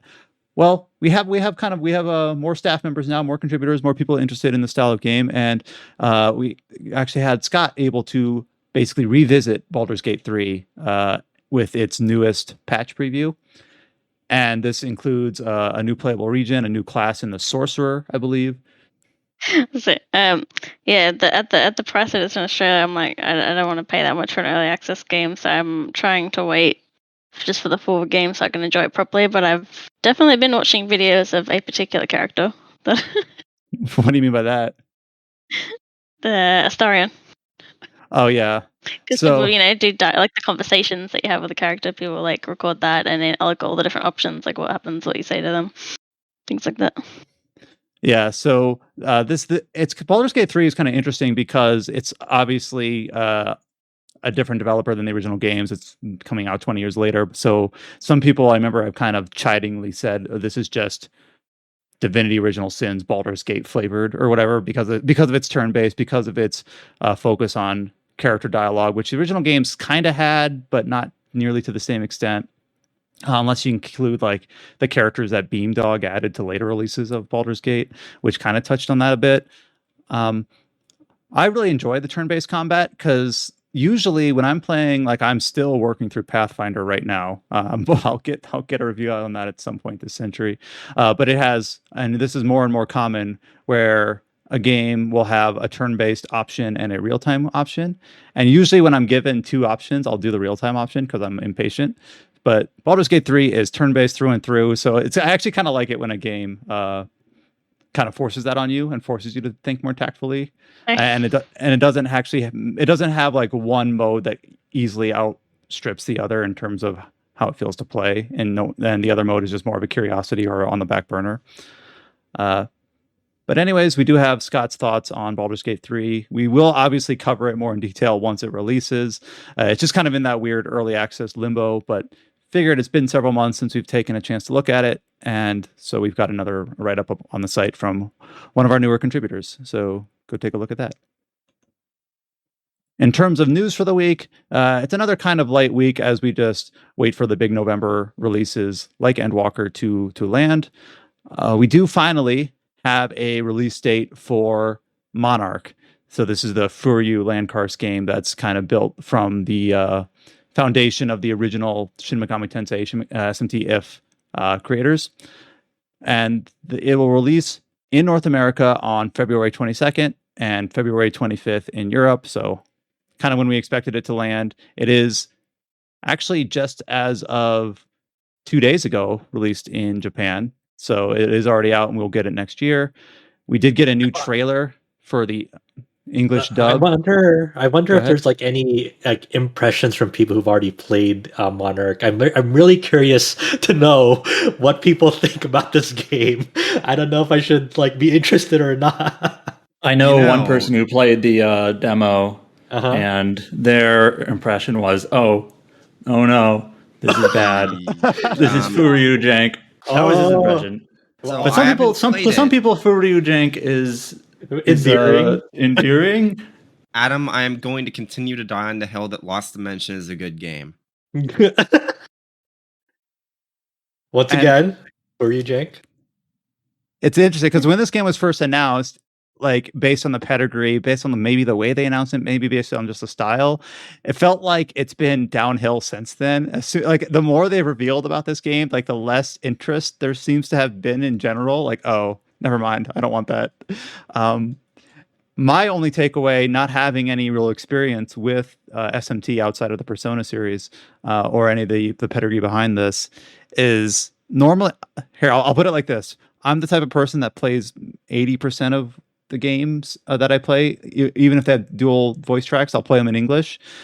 When I watched this new Adversaries trailer for Monarch, which released alongside the release date, I'm like, man, this voice acting is just awful. I don't know if it's the lines they've picked. I don't know if it's the fact that they're out of context. Because usually I've watched trailers before where I watch English voice acting, and I think it comes across like stilted or stale in the trailers, and that's usually because they've got trailer music playing and then they just splice in just the recording of the line on top of it, and then sometimes it just doesn't come across right. And maybe that's what's happening here, but I was listening to this and I was just like, man, I am very lenient towards English dubs, and I'm not enjoying this. So that was my initial takeaway. Unless the overwhelming sentiment, I guess the Japanese Amazon will have to help me with this. Unless the overwhelming sentiment is like, oh no, I'm still sort of curious. I don't know. It's not like I want to believe in this game. It's more just like I'm so curious. So there's this one Japanese streamer that streams on YouTube that I've watched kind of bits and pieces of because back when I was playing through Labyrinth of Galleria, they were like the only content creator of any type that I saw playing it. Oh god. So he finished Monarch's normal ending last night. So pretty soon he'll finish whatever a true ending is, if there is a true ending. And then he'll like post his thoughts. So we'll find out what he thought about it at least. Man, that person's a trooper, all right. He or she's a legend. They're a legend. One of the games that is releasing later in the month worldwide is Super Robot Wars 30, of course. So we got some more news this week about some DLC for it and some of the other series that it will involve. And the major one here is that it will include cameos. I don't know if cameo is the right word. It will include characters from the Sakura Wars series. So the fact that we're talking about Super Robot Wars and Sakura Wars, I'm going to hand this off to Josh to see what he thinks about this. And there's also a demo, which I don't know if you've had time to get into. Yeah, I got a chance to play that a little bit. This is crazy.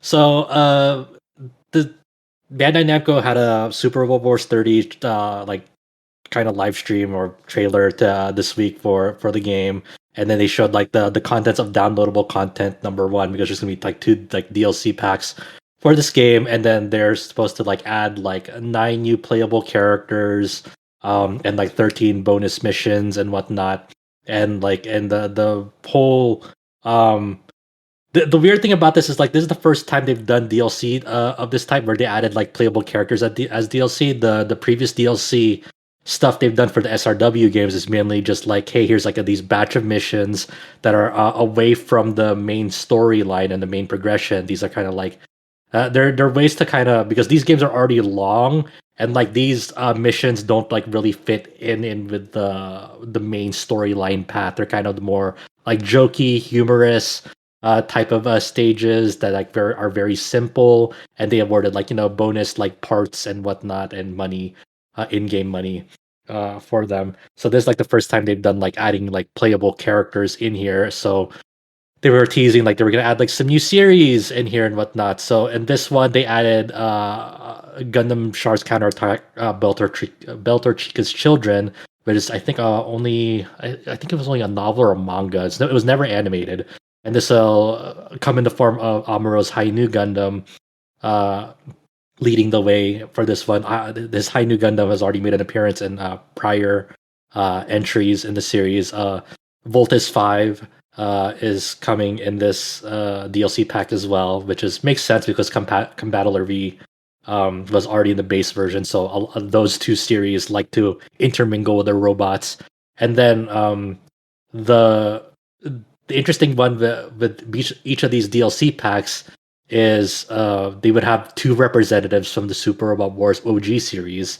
And the OG series meaning there's a separate Super Robot Wars series main line, away from like the ones that have like licenses with Gundam, Evangelion, Mazinger, Getter Robo and whatnot. So this like the OG series is obviously just all original robots, all original characters. They don't have any licenses tied behind them, and those haven't really been localized all that often. Like the earliest official one that the West got was one for the Game Boy Advance with Atlas, the original generation 1 and 2.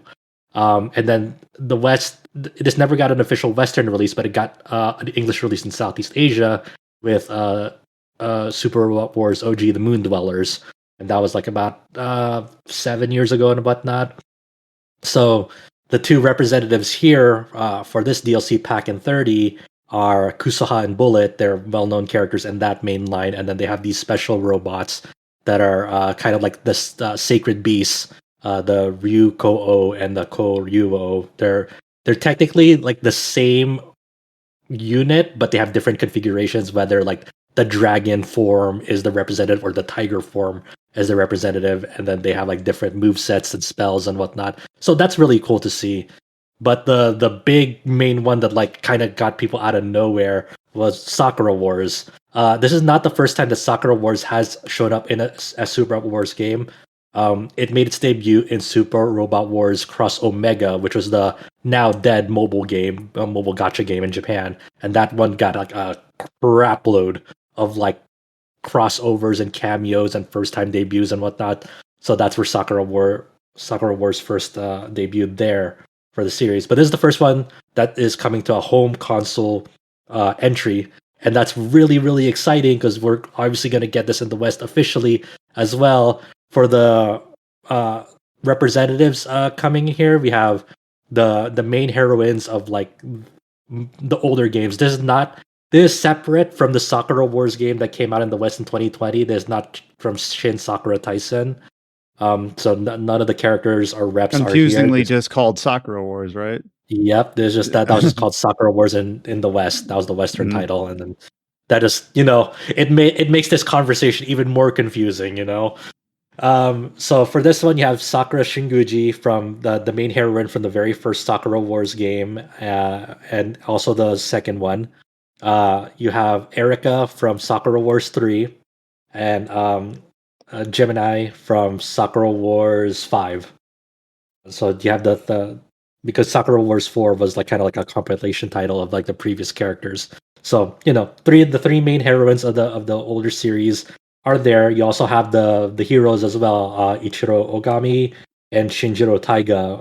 Ogami was the hero for 1 through 4, and then Taiga was the hero for 5. So that's a total of 5 units from Sakura Wars coming to Sakura Wars 30. Then you have Kusahan Bullets units, which are, I guess, counted as separate in this one. So that's a 7. And then you have Voltus 5 for 8. Then High New Gundam for 9. So there's your 9 DLC units for downloadable content pack 1 for this game. That's quite... I don't think anyone really saw this coming of like, oh, there's going to be a shitload of Sakura Wars characters coming for this one. That's awesome. I'm very, very happy and excited and surprised. That's what I'd like to see. I don't know what to even expect with the DLC pack 2 if this is what they're gonna do for DLC pack 1. I'm just saying, a lot of our audience likes Falcom and they like the Trails of Cold Steel series. It's not impossible that we might see Trails of Cold Steel as a downloadable content pack or DLC for SRW. I don't know. What makes you go specifically to that series as being possible? Because it's very like Japan really likes the series. It's very relevant. It has mechs. It has mechs. It's very modern. It has mechs. That's the only criteria. And like Kondo is very open like to collaborations. Like Trails of Cold Steel has seen a lot of like gacha game collaborations with like Langrisser, for example. Like so I can see it. That it's not off the table. So, but I think if I were really reaching deep and like I wanted to see something like crazy, like maybe Zone of the Enders, I don't know. But the sky's the limit, and I'm really, really happy that like Sakura Wars coming to a home version SRW. Even if it's DLC, like I get it. Like why wasn't this in the base version? And I think this is just part of like the licensing agreement with Sega. Like this had to be done because it would be hard. Like if there was ways to make this hard to fit in the game, like contractual agreements with Sega, or like it's hard like for the scenario to fit like the Sakura Wars series as is with its world and whatnot in there. Like I get it. Like I can see why people would be kind of pissed off. Like if like why this had to be a DLC, but I'm happy that this was possible in the first place, and I hope people are just as happy when they are able to play it. I guess the thing that does make people scratch their heads is like why is High New a DLC and whatnot, because High New was just like I think a secret unit or a base unit, I forgot, but you could like unlock it like in like just some of the more immediate entries, and like I don't know, like it has new animations put into it, so there is definitely, it's not like a copy and paste job in this version. But yeah, that's kind of they said to expect this DLC pack to come sometime in November. They also announced that a demo came out for this game. This is a weird situation where a demo for Super Wars 30 did come out, but it's only for the for the console versions on PS4 and Switch. So that means the Western release that's technically only on Steam does not get this demo. For whatever reason, probably data worries, I don't know. But you can download the demo on where the game is available. Like there's an English version of the demo on like the Singapore PSN. You can select an English language option if you download it from the Japanese eShop. And it allows you to play like the first 4 stages on both routes, because boot up the game, you can go to Earth route or the space route, and then you'll encounter different anime series from the get-go, depending on which route. Like the Earth route has like J Decker, Gridman, while the space route has like Victory Gundam and a Majestic Prince. And then you can choose either the male or female original protagonist in them, and then they'll have different scenes and interactions and whatnot. So if you're really interested to see like will I like this game, go check those out. I dabbled with it a little bit. I think the one thing that really stuck out to me about the game is I'm really glad that they're not committing one of the cardinal sins of nonlinear game progression. Because in this game, unlike previous titles, this allows you to like select from a list of missions going forward after the first mission. So say after the first mission is done, you have like these 2 stages and you can tackle them in any order you want. And say one of the stages is a Victory Gundam stage with the Shrike team, and then the other stage is like the beginning of Majestic Prince. So you get to like meet the characters of Majestic Prince, and like they join you after that battle and whatnot. It accounts for that in the game because like it recommends you to do the Victory Gundam Strike Team stage first because it's technically on paper numbers wise it's just easier, but the Majestic Prince one is harder, but you get like cooler units earlier as well. So if you do the Majestic Prince stage first and go back to the Victory Gundam Shrike Team stage, like there'll actually be like new interactions and dialogue with the characters, because it actually takes it to mind that like, hey, you did the harder stage first, but the context of this stage would have them react, so it's actually accounting for characters that you already obtained when you were supposed to like quote unquote obtain them later. So like in the stage where you go back to after you recruit these characters, they never faced against like human like pilots before or human enemies before. So like they have like an interaction in that stage where they're like, oh, this is weird. Like we're going against actual human people now. They're trying to gun us down, so we have to like fend them off. But like it's like they're shaken up that like they thought they were only fighting aliens, but they're actually fighting human people now. And that's like a really cool interaction that they have with like the Shrike team there that like you meet. So it actually accounts for like, hey, you have these characters, you get to see this new cutscene, and that's really cool because speaking very generally, that's one of my favorite kind of attention to detail things in RPGs. I know Square Wars is kind of on the fringe, but it the game that I actually thinking of, this is more generically that concept that you're talking about, but in Greedfall 2018, I believe is when that came out. Like if you skip some early game quests and then get a late party member and then come back to do those early game quests, that party member will have like additional dialogue basically saying, hey, this involves this person, so we're going to make sure that it's implemented. And you kind of mentioned it as like a sin of nonlinear gameplay where one way to easily make a game playable to be nonlinear is that all the whether it's a quest or a map or a type of mission, depending on how the game is designed, it'll be independent. Everything's just independent, where it doesn't matter what order you do, and the developer doesn't really have to account for it. But when they take the time and detail to account for it and say, we recognize the order that you arrived here at this mission or at this quest, and we're going to give you something to kind of reward you, whether it's additional dialogue or units or whatever, especially if a low percentage of people are ever going to see it. I always really enjoy seeing that sort of detail in these types of games. Yeah, I really wonder to see. I really wonder how far they're going to go with that. If that's like a very small early like showing of it. So I really hope to go all the way with it and see. And like I want to see things in my playthrough that when I compare notes with someone, they'll bring something up and I'll be like, what? That never happened for me. Yeah, exactly. I want to have that experience, or like when I bring something up and someone's gonna be like, wait, how do you do that? So that's I'm excited. I really liked a lot of what the demo showed. It's only like 2 weeks away, so almost there. I'm really really starving for this game. I really like. I'm like at this weird like crossroads with this demo because I want to play more of it, but the progress that you make on it can transfer over to the full game. But I don't know if I'm gonna do the full game on consoles or on the PC version to support the West. Like obviously I'm gonna support the Western release, but like, I don't know yet what the platform Western play this release on. there is that officially the Western release is only on PC, though, like Josh said, you can get the Southeast Asian English on the consoles. Yeah, so it's and we're still waiting for like one more final trailer that has like more crazy shit in the game that they haven't shown off yet, and they haven't dated that. I'm just like, Bandai Namco, I thank you, but I want more still because it's so close to release.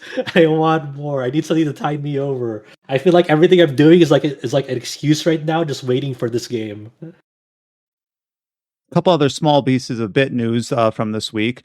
Here's one that is an interesting comment from Square Enix's Takashi Tokita about the currently releasing Pixel Remaster series. Obviously, we're waiting on the official Pixel Remaster releases of Final Fantasies 5 and 6, but we actually got a comment from Tokita saying that he would like to make potentially a Pixel Remaster of Final Fantasy IV: The After Years, which is a game that I often forget ever existed.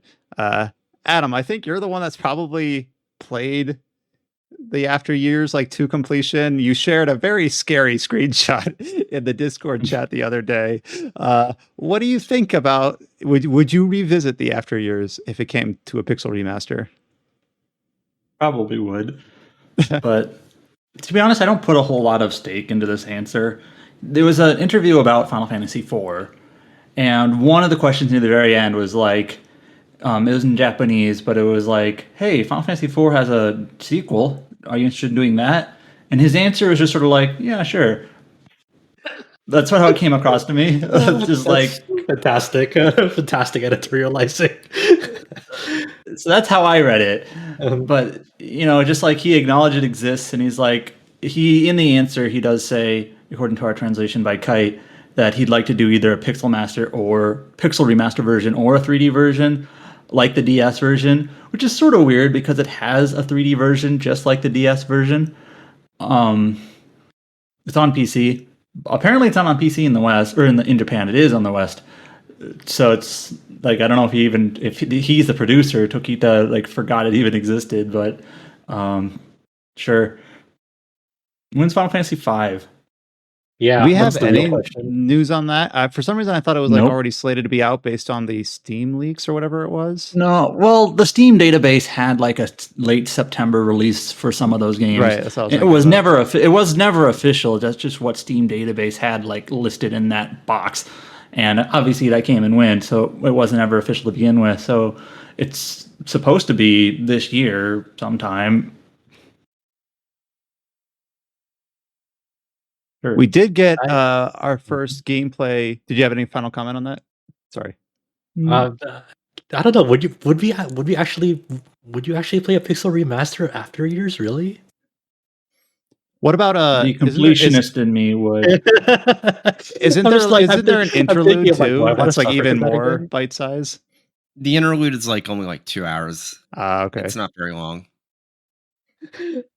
That's a weird thing to say. It's like, it's only 2 hours, but for a lot of people, it's like 2 hours is a lot of game time. We talked about the release date last week of it's not Final Fantasy, wrong JRPG series, Dragon Quest X offline, releasing in Japan in February on the 26th. We did get our first gameplay from it during a Japanese-focused PlayStation Presents stream, or I don't know if it was a stream or just an uploaded video. So I think the only person here that might be interested in this would maybe be James, but then James said he would just play the online game in Japanese and not the offline version.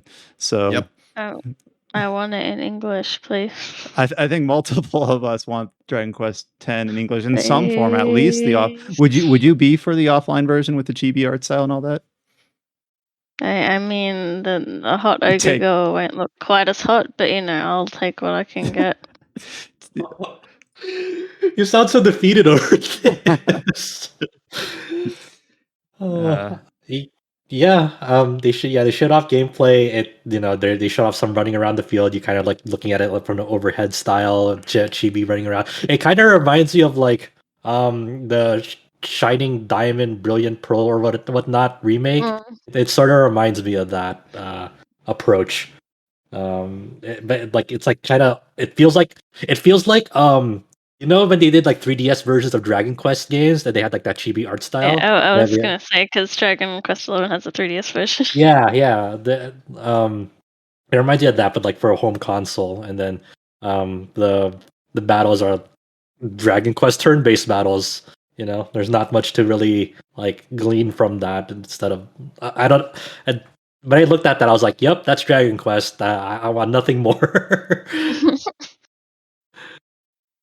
We did get a announcement of another MiHoYo title. That's Honkai Impact Third, which is I know has shown up in a couple of the discussions when we've been talking about Genshin Impact about how this preceded it. It is coming to PC, to Steam. It says in October. What was the date? Because we're already halfway through October, so I got to be careful about when that date is. Soon. Hey, there is no date. All right, I was wondering, like, am I missing this information? No, it doesn't exist. Planned release date this month on Steam at some point.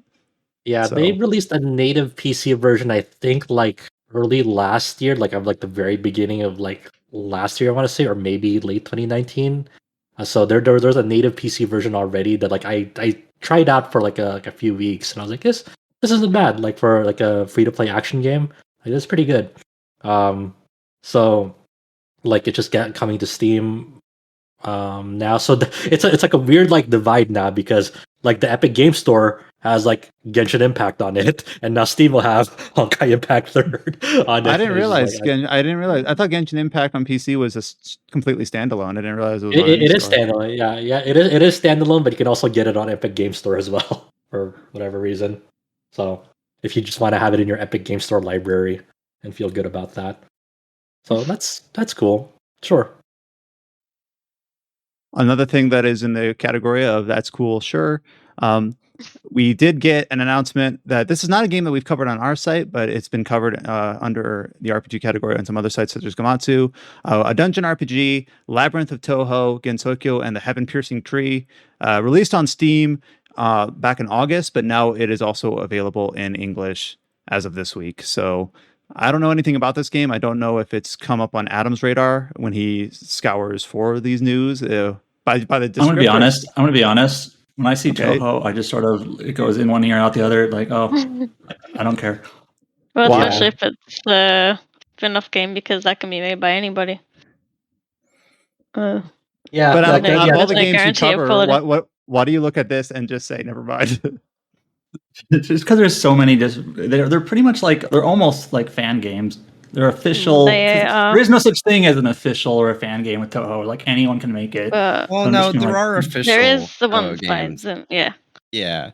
But anything that's not those ones, it's like, well, yeah, it's they are made by anyone, so the quality can be all over the place. So someone who has reviewed various Touhou spin-offs. It's scored very positive really on Steam.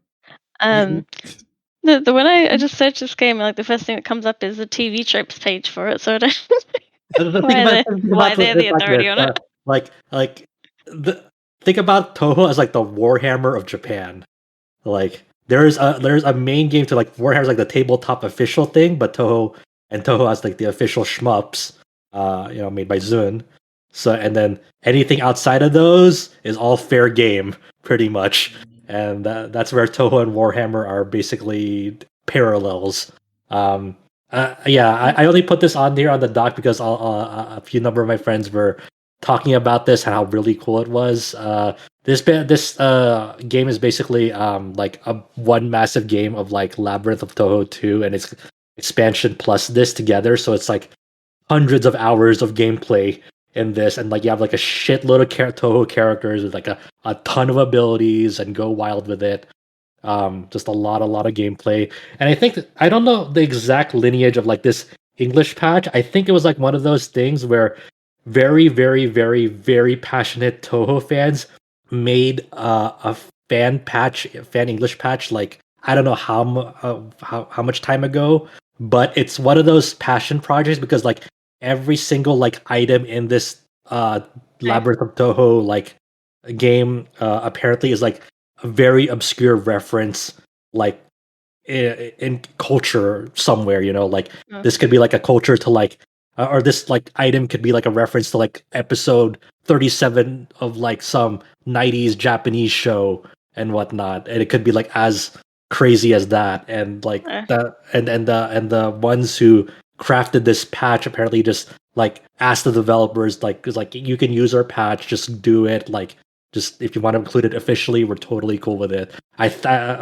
You know, I could be wrong, but from what I heard, you know, talking with people here and there, that like that's kind of how the lineage of this patch was, and now this is officially integrated, you know, with everyone's permission, essentially. I'm just looking at the images of some of the map pages, and they're doing my head in. Yeah, I hear I hear this is crazy. I glanced at this, I'm like, oh man, this is not a game for me. But I imagine, you know, Touhou fans and Dungeon RPG fans who really want a lot of content in their game will, you know, this game will deliver on that front.